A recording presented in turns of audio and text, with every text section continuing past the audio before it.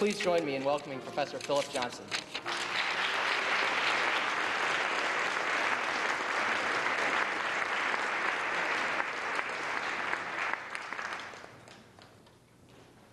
Well, it's a great pleasure to be here at Princeton again after a 3 or 4 year absence, and it's particularly a great pleasure tonight because Princeton, as it happens, is the last stop on my 9.5-week lecture tour following the publication of Reason and the Balance. I've been at many of the universities, the largest universities in this country, and 10 days in Spain at 3 different universities, living out of a suitcase the whole time.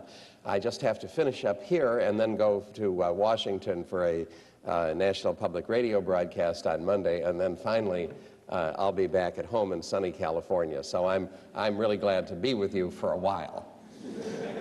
Now, you know, if we ask the question about can science know the mind of God, what everybody's going to think about right away, in fact, what you're meant to think about, is one of the surprise best-selling books of all time, A Brief History of Time by the physicist Stephen Hawking of Cambridge University in England.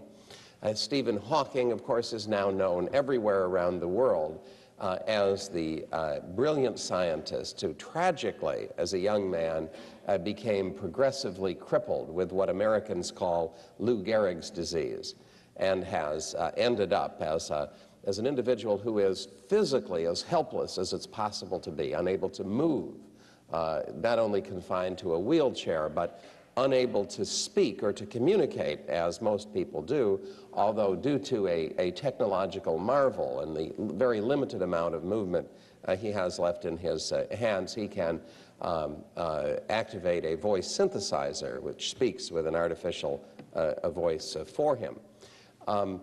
He wrote this book for the public about his physical theories, A Brief History of Time, frankly for money-making purposes. He needed to earn some money to pay his children's tuition. He didn't expect to make very much money. The initial printing was 5,000 copies, but within a few years this book had sold 5 million copies. He ended up a worldwide celebrity on the cover of Newsweek with the caption, "Master of the Universe." And one can see the tremendous imaginative appeal.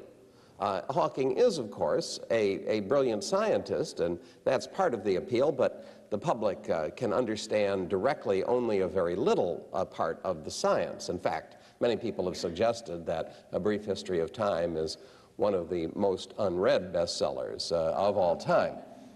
But the very idea that a person in such a state of complete physical helplessness would possibly promise to discover the ultimate secrets of the universe, to make sense out of things altogether, this is a tremendously appealing idea, an enactment of the human spirit and mind overcoming material deficiencies, of mind over matter.